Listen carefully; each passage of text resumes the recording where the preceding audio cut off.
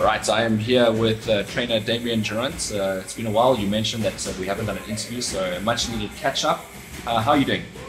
I did good in June. I think it's our first interview for the year, so it's nice to finally catch up. We've been trying to make this happen, but we're here, so let's do our best. 8 months later, what sort of things are developing in the gym? Yeah, I've got a good couple of things on the go. Just trying to close up a couple of good deals, good fights for the balance of the year. I think the first 6 months was a little bit slow, but it looks like the second half of the year is going to be busy. Yeah, I've got a good couple of fights lined up for my guys, and it's going to be exciting stuff for the boxing fans. Yeah, I think a common theme for a lot of trainers and managers is that it has been a slow beginning of the year. I don't think anyone has had a busy year, but for you, you say the second half of the year is going to be busy. First up now is going to be a trip to Australia with Ngabu. What's your thoughts on that fight? So my first thing lined up is actually Thysse versus Chauke. Yeah, actually. On the 2nd of September. Looking forward to that. Brandon wants to win the SA title. I've said this before. It means a lot to him because his dad was South African champion, and I know he would like to become South African champion too. Keep it in the family. Should I say family legacy? Yeah. And then off to Australia. I've got Ngabu fighting for the IBO world title against Floyd Mason. Fight's taking place in Brisbane, so I'm looking forward to that. Hopefully bring back that belt. That will be my second world champion, so it will be exciting. Looking forward to that. And then after that, there's a couple of things in the pipeline. It's going to be exciting. Yeah. All right. One thing at a time. I want to go back to Brandon again because I wanted to talk about that fight. Chauke Koopman, the 10-0 undefeated boxer, obviously comes from the stable that Rock now comes from. Obviously, Brandon and Rock have met twice already. Chauke Koopman, is he the hardest fight now of Brandon's career, or how would you see it? I can't say it's the hardest fight of Brandon's career because the fight hasn't happened yet. It could be a walk in the park, it could be a very tough night. So I can't say it's what it's going to be. I'd say Brandon's been in some great fights in his career, and I do believe the fight last year for Brandon and Rourke was probably the toughest fight of both of their careers. So let's see what Chauke's got, and so after that we'll know how tough the fight was, and then we can make a decision on if it's the toughest fight of his career. But I don't believe it is. But let's see. All right, fair assessments on that one, because obviously you'll only know sometimes when you get in the ring. So far so good for Chauke Koopman, though 10-0 boxer, but obviously Brandon will definitely, I'm assuming, will be the toughest fight of his career. He's had a young career. Let's move on to Ngabu. A lot of contention after his last fight against Evgeny Teschenko. People felt he won the fight. Obviously, tough results, I'm sure, for you as well. After that result, he's come back to South Africa and put his trust in you again to take him to Australia to win the belt. What are his chances in Australia? I believe we have a good chance in Australia. I've watched Floyd Mason. I don't think Floyd Mason has operated at the level that he has operated at before. Although we've got to give him credit. He's IBO world champion. He's the champion. We've got to go and take the belt, and that's what we plan on doing. He wants to become a world champion. He wants to become someone in the sports of boxing. He's been European champion, but he wants to accomplish more. And this is the first step. We were hard done by in Australia. Everyone knows that, and believes we have won the fight. It is what it is. We can't change the history. We can only change the future. So, yeah, we're going to work on it. We want to win that IBO World Championship and then go on to bigger things, and that's where the focus needs to be. Let's not sit in Australia this, Australia that. It's behind us. Job's done. We know what we did. We don't want to do it again. We need to move forward. So that's what we're doing. Yeah. Also nice of a guy like Ngabu to complement the camp as well. I think he definitely offers a lot to a lot of the other guys as well that are here, the likes of Nkosi, Ilunga Makabu, those sort of guys.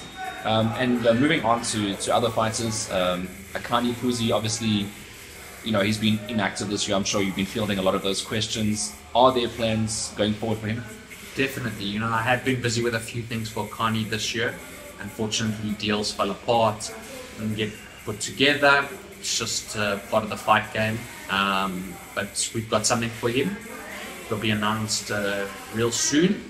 And I think boxing fans, the South African boxing fans, are going to be quite interested in the fight. I think it's going to be quite an interesting matchup, and I think there's a bit of an interesting aspect to the fight. and how it got made. I think that's what's going to be quite exciting around it.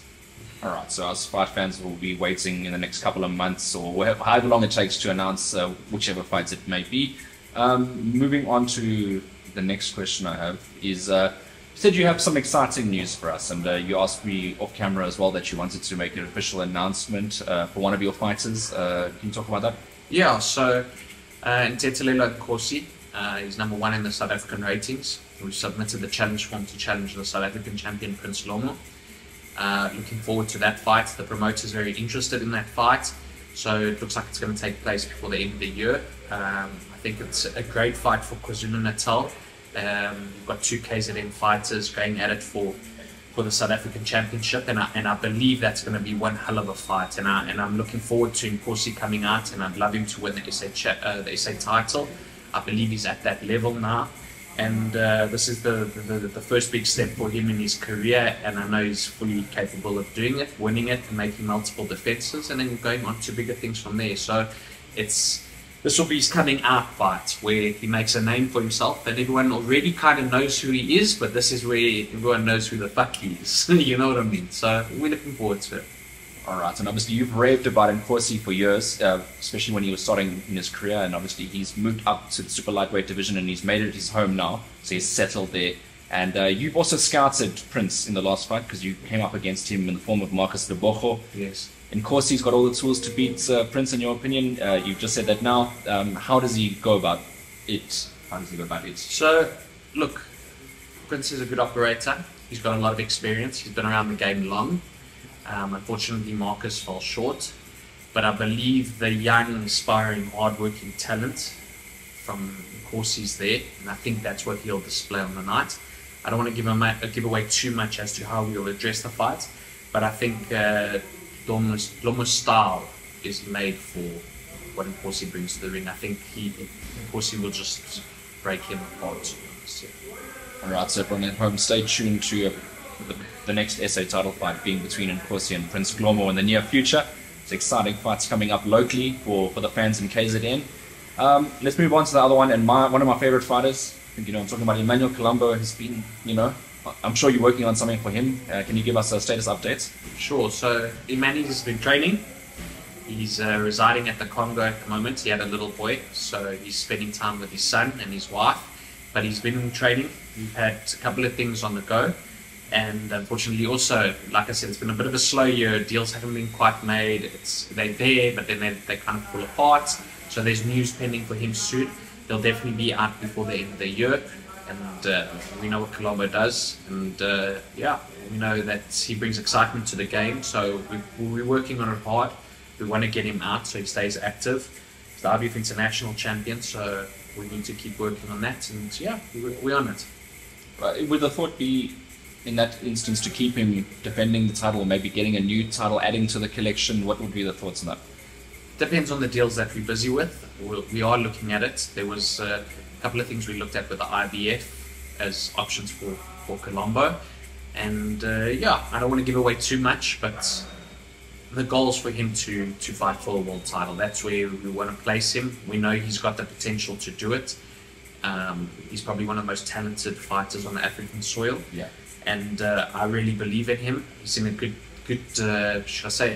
time in his career. Good things are happening for him. He's in a good space. So it's just about the right opportunity, and it will be. So that's it.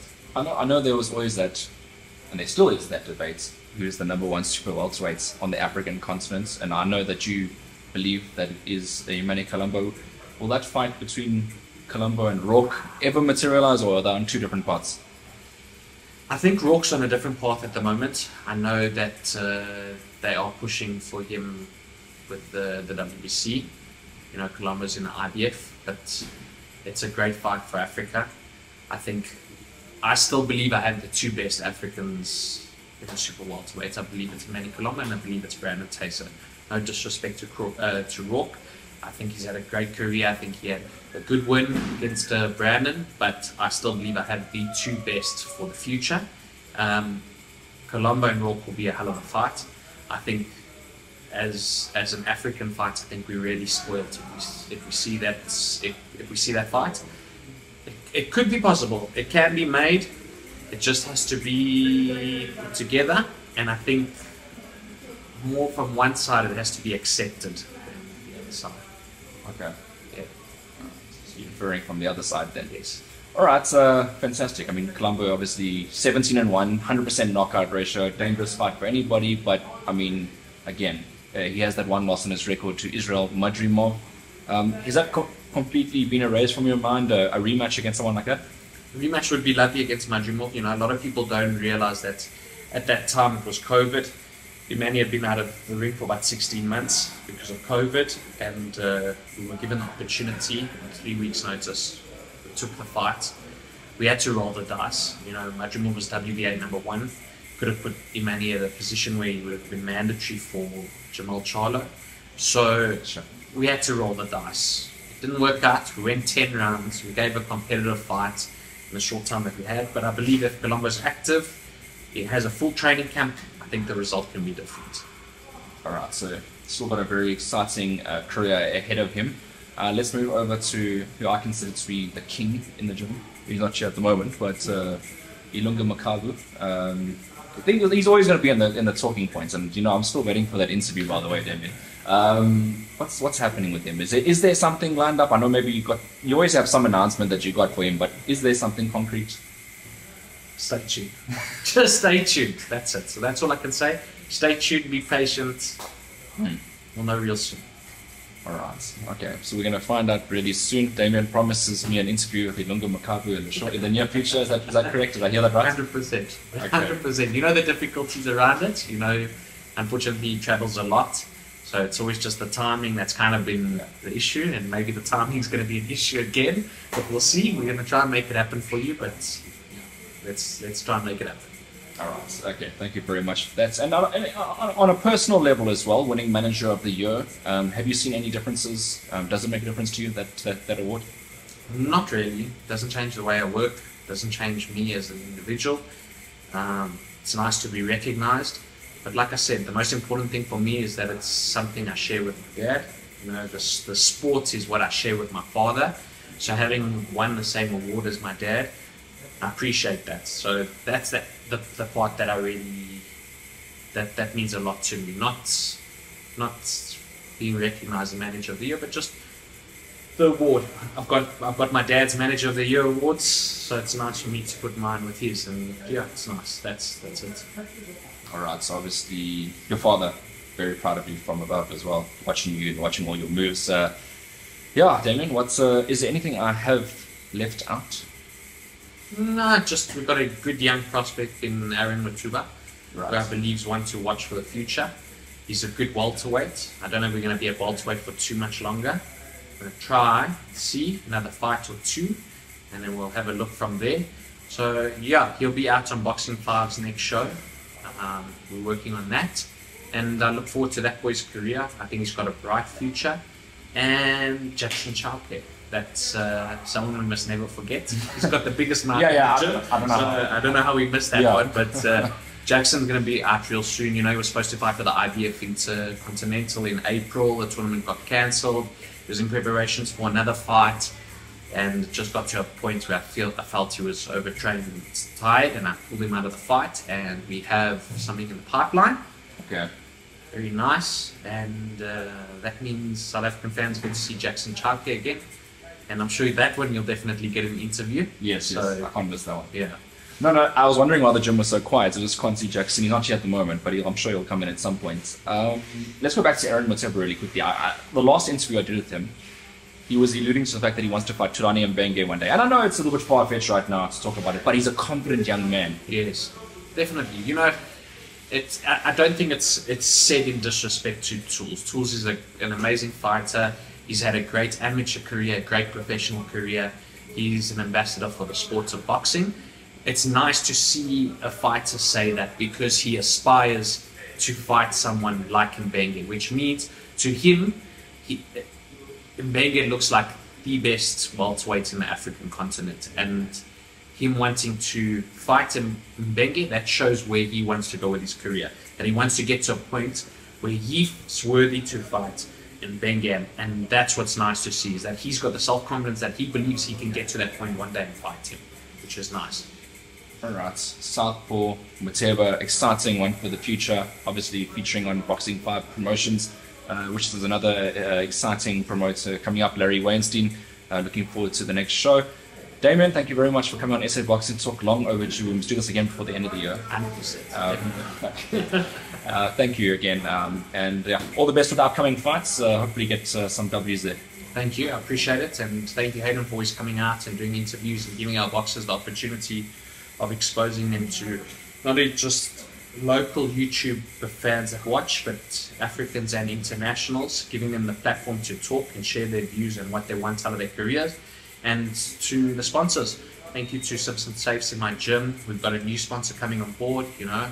And thank you to Kappa as well. Thank you to all the sponsors that sponsor all my fighters. You guys make it possible. You know, it's been a little bit of a tricky year, but you guys have all stuck with them and you guys are looking after them, and we appreciate that. So thank you. Awesome.